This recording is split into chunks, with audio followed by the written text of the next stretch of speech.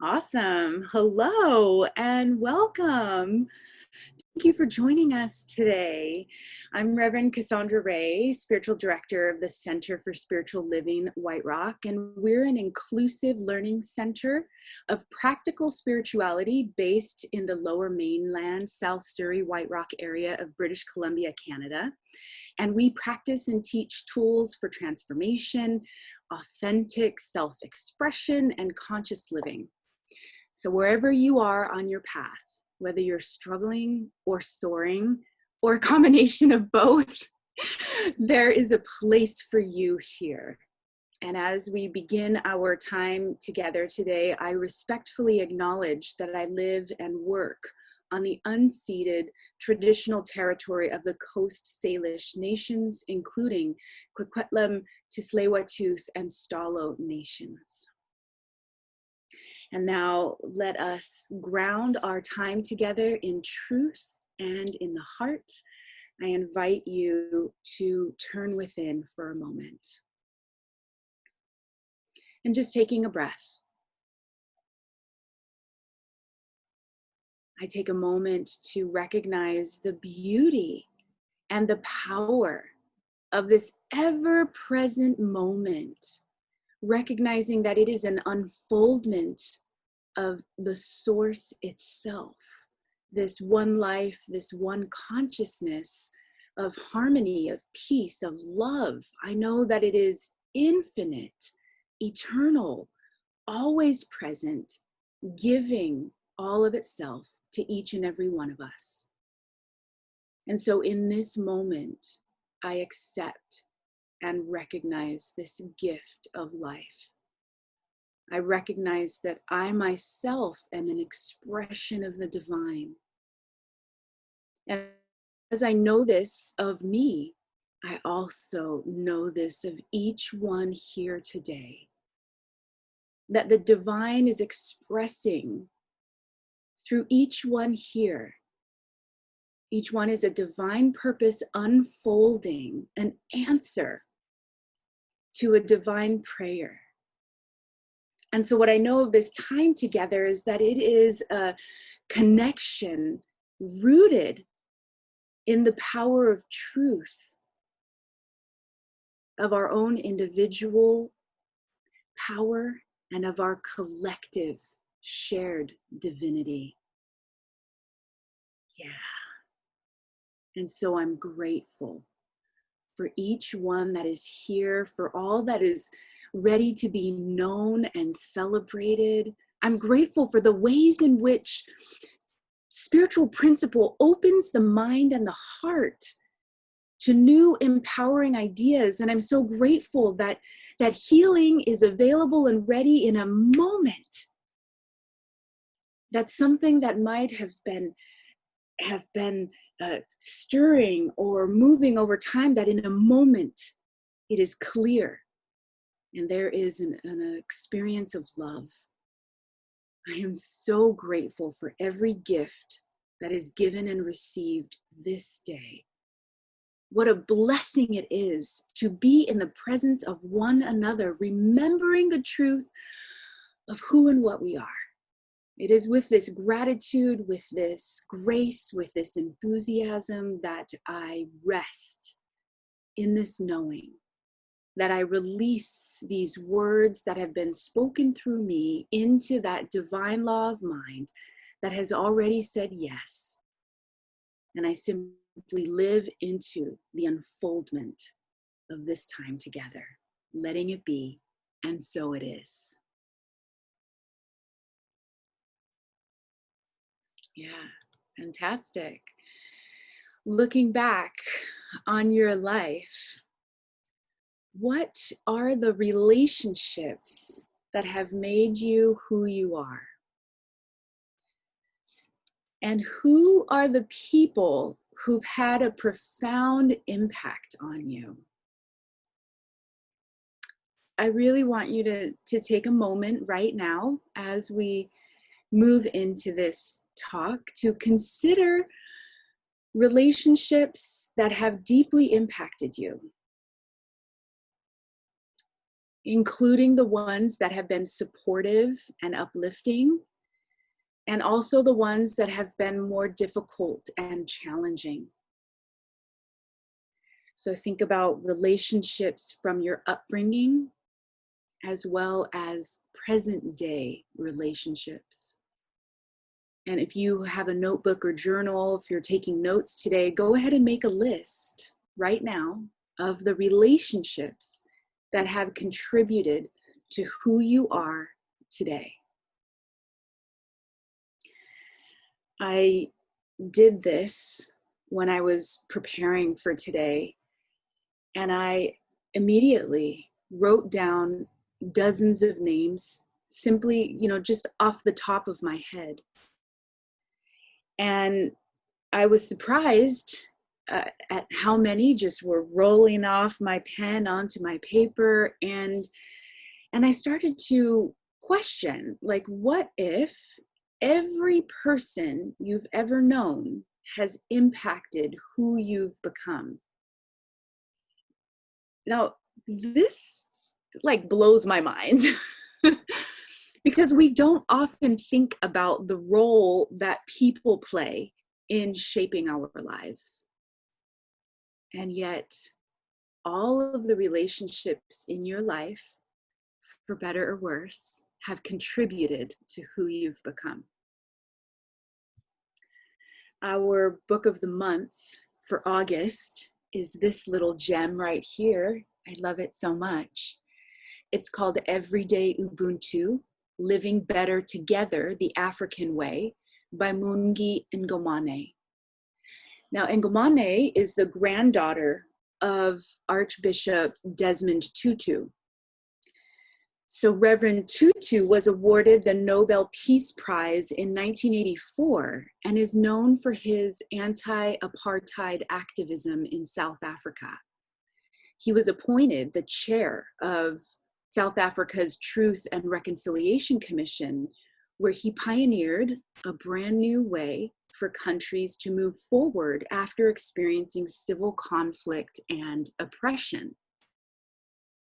And in the foreword of Everyday Ubuntu, which he wrote for his granddaughter, he tells us that Ubuntu is Africa's greatest gift to the world and explains to us what it is. And here's what he says.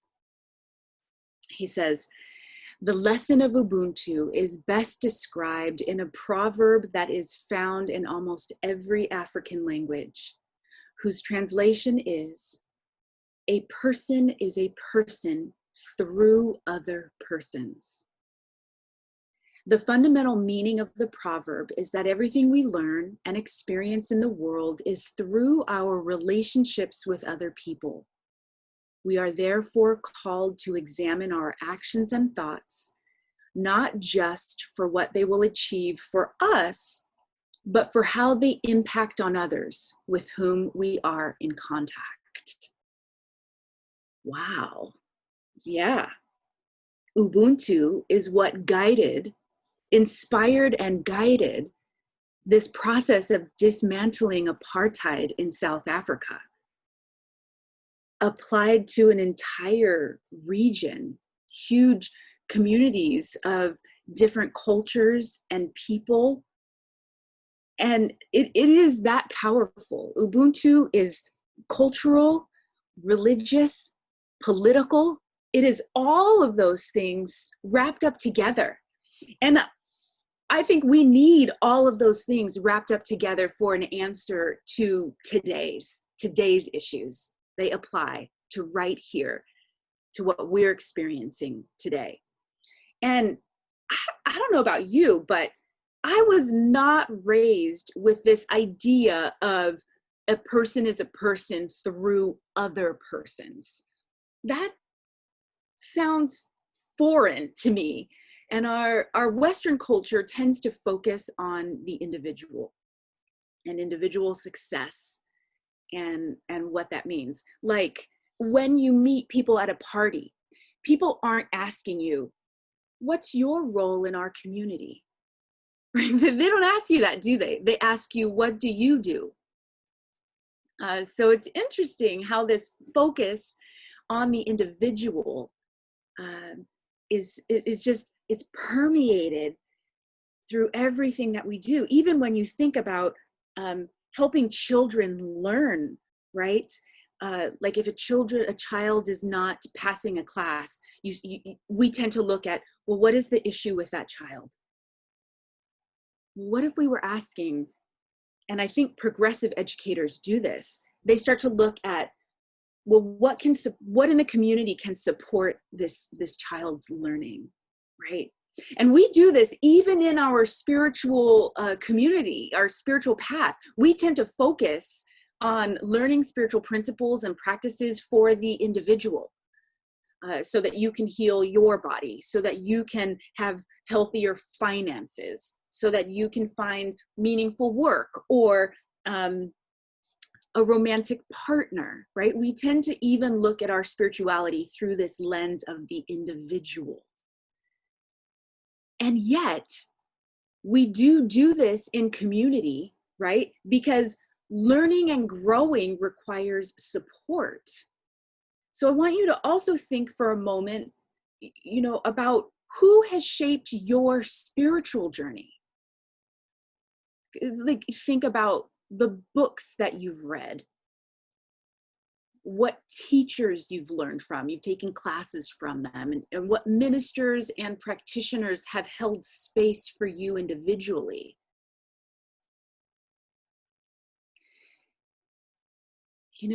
An essential part of our spiritual journey here at the Center for Spiritual Living White Rock is understanding that God isn't this force outside of you over there or maybe let's say up there, right? God isn't this force up there looking down on you and judging you for all of your shortcomings and then deciding whether or not, you're worthy of, eternal damnation or eternal heaven, right? This is a huge part of who we are, is to actually dispel that myth.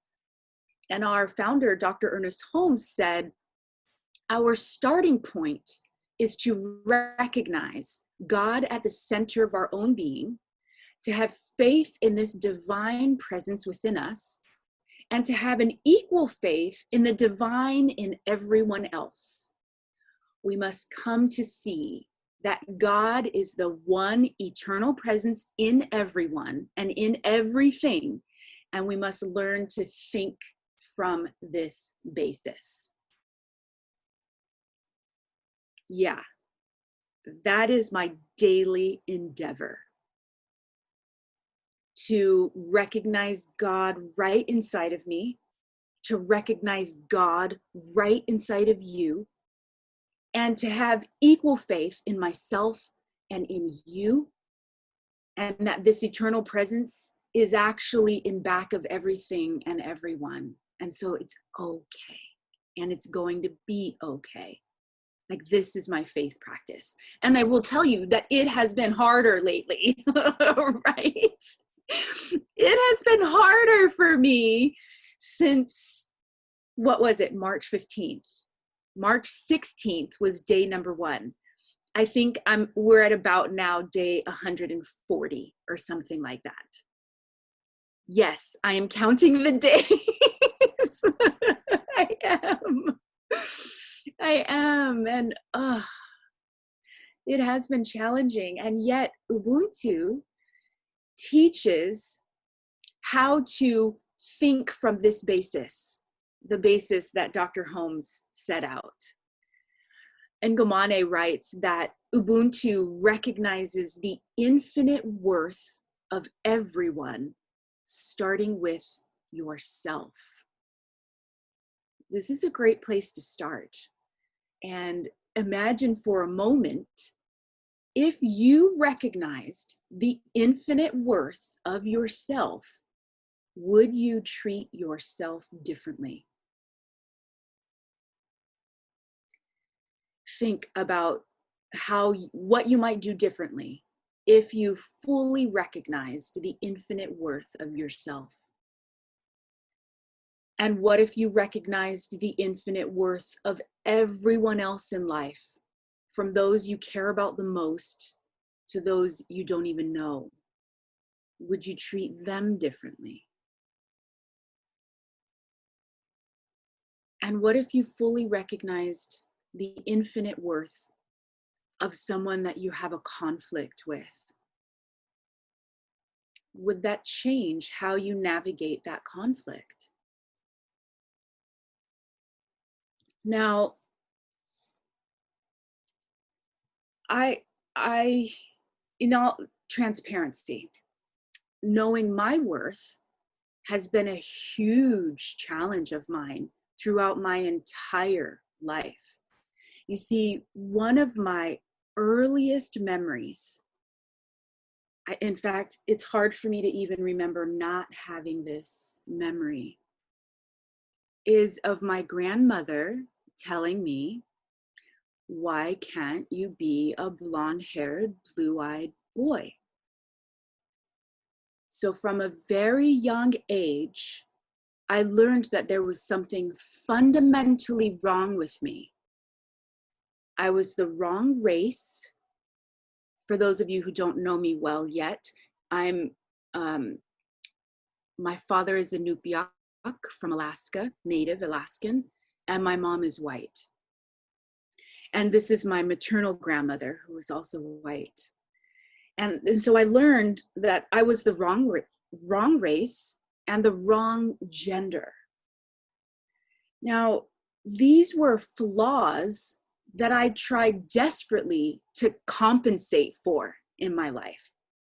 And the interesting thing about trying to compensate for who you are is that that process has a way of hurting yourself.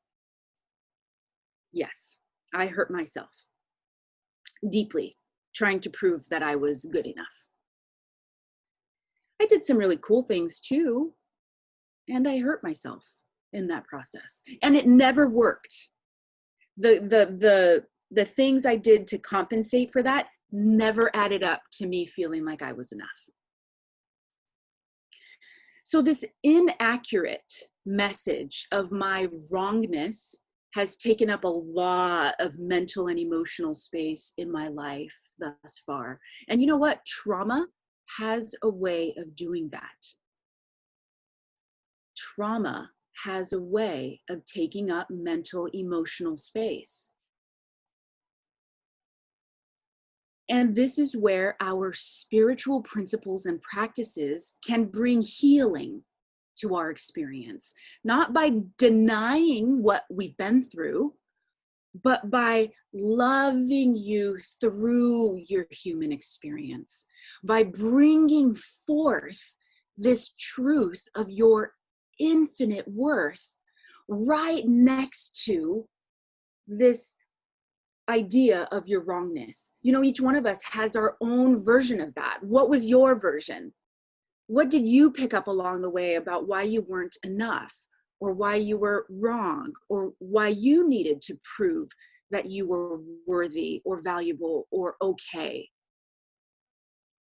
Right? We each have our own, this is part of our human existence. And so our spirituality has a way of bringing forth that inner presence of the divine, bringing it forth right to any pain that you might feel.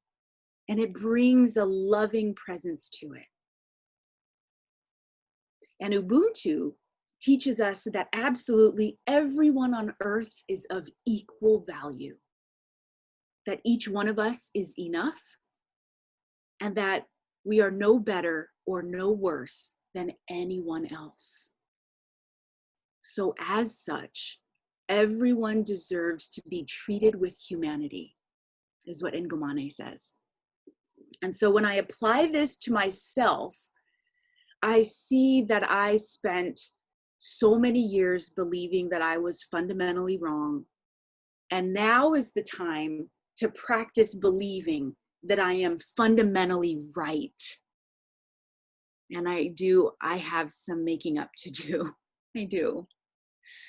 And so I hope you will join me on this of this practice of believing that you are fundamentally right.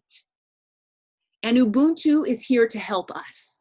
You see, Ubuntu was a driving force in bringing an end to apartheid in South Africa.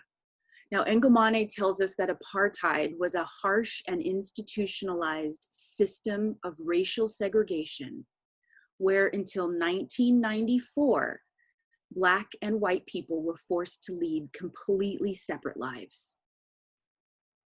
And she also makes a very important distinction in the introduction of Everyday Ubuntu. She says, the anti-apartheid movement was never an anti-white struggle, but instead was a struggle for all South Africans to be seen and treated as equal.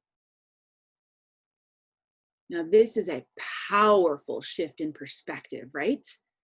Because this completely applies to what's happening today in North America with our own race relations. It's not about being anti-white or anti-police. It's about everyone being seen, being safe, and treated as equal. Now that has a completely different feeling tone to it, right? And I want to just point out too that each one of us also segregates certain parts of ourselves out that says, this part of me is not acceptable. And so we're doing this internal and external reimagining of having a place for all parts of ourselves and having a place for each other. And I want to admit here that I spent many years being angry and judging my grandmother for the racism and discrimination that I experienced in my family, very formative relationship.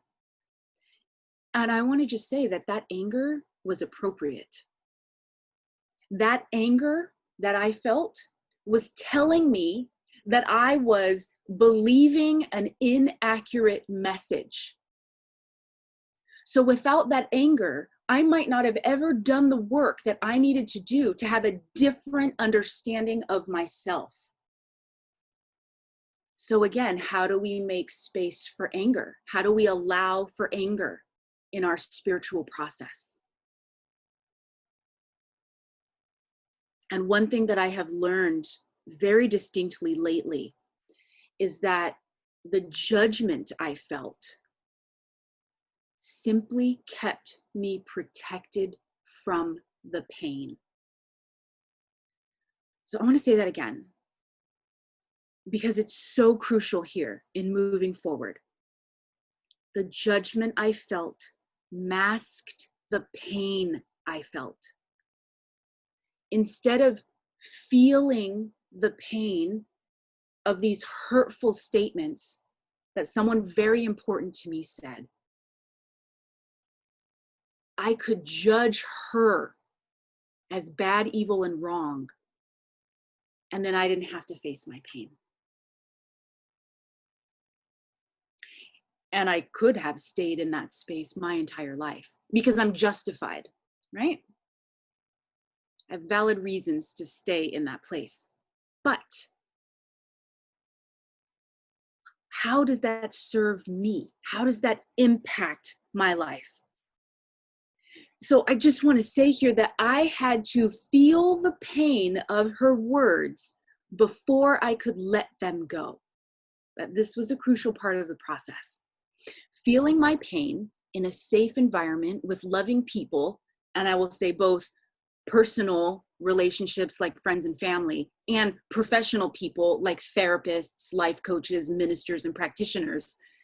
I've had to have people hold space for me and witness my pain as part of not only letting the lie that I am not good enough, letting that lie go, but also diffusing the power she had over me. You see, as long as I was stuck in the anger and the judgment, She had a lot of power over me. But I'll tell you what, the healing process of feeling it, letting it go, and stepping into a new belief system, her words no longer have the same influence over me that they once had. They don't have the weight that they used to have. And we're actually going to delve into this a little bit deeper this month as we continue to explore Ubuntu. But for today, I want to highlight one of the first lessons in the book to help you on your path, and that is to see yourself in other people. So Ngomane says, if we are able to see ourselves in other people or experience in our experience in the world, will inevitably be richer, kinder, and a more connected one. So if we look at others and see ourselves reflected back, we inevitably treat people better. And so this means also treating yourself better. And there is a flow to transformation. Sometimes it's hearing a new perspective that opens your mind and opens doors of possibility for you. Sometimes it's feeling that pain in a healthy way that opens new doors and possibilities for you. So it's, which came first, the chicken or the egg? It's that question. For each one of us, it's simply this dance, this step of entertaining a new idea and trying something new, and then being present with our individual humanity, our shared humanity, and also being present with our divinity. You see, you are so loved. The things that had to happen in order to bring you into this life are infinite. They can't be counted. And who you are is beautiful. There is divine perfection in who you are. And it is our calling in this world, in this lifetime, to bring that forward. Now imagine if I still believed what my grandmother had told me, that I'm less than because I'm not white, or that I'm less than because I'm not a man. Where would I be? I don't think I'd be here with you today, right?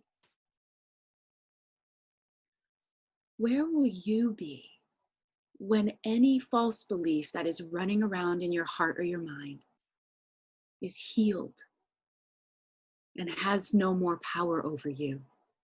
Where would you be? What would you do? How might your life change? I'm going to close today with a homework assignment. Yay! I love giving you an assignment. Why?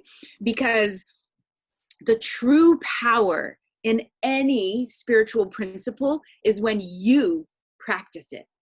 That's the power. That's the secret of the power of principle. It's when you practice it. And so in this first lesson, Ngomane gives us an assignment. Seeing yourself in others. Literally, when you're moving through the world this week, practice seeing yourself in everyone you come across.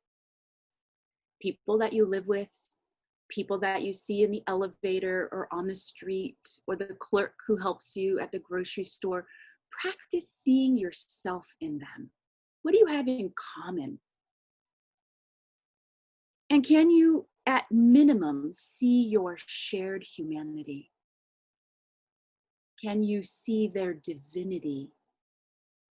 Practice seeing it today in yourself and in others. And Part of what stops us from doing this, like I shared earlier, is judgment.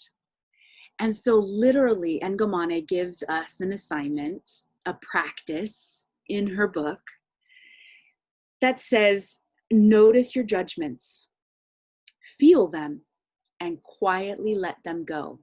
It's powerful. Here's what she says about judgment.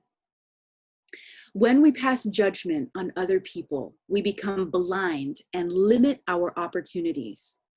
Judgments serve no purpose other than to cast others into roles that are likely to be inaccurate, as you create a narrative with no foundation of truth. Judging others shuts down our capacity for compassion and increases our isolation. That's a big one. We all do it. But Ubuntu tells us it won't bring joy.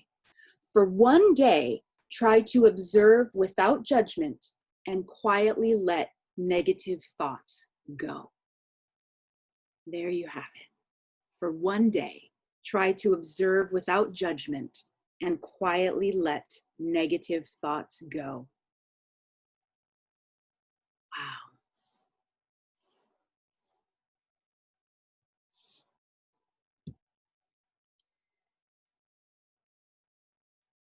As we come to a close here, just want to send you some love right where you're at, with all the glory and all the pain that you might feel right now, everything in your entire experience, just sending you love from me to you. And the more we can share our humanity and embrace our divinity, the more we can be Ubuntu in the world, lighting a way for healing, for connection, and for transforming any and all conflict. Truly, even the solutions to this world's biggest problems, they begin in the hearts and minds of individuals just like you, just like me. So let's practice our spiritual principles this week, knowing that something good is about to happen. And so it is.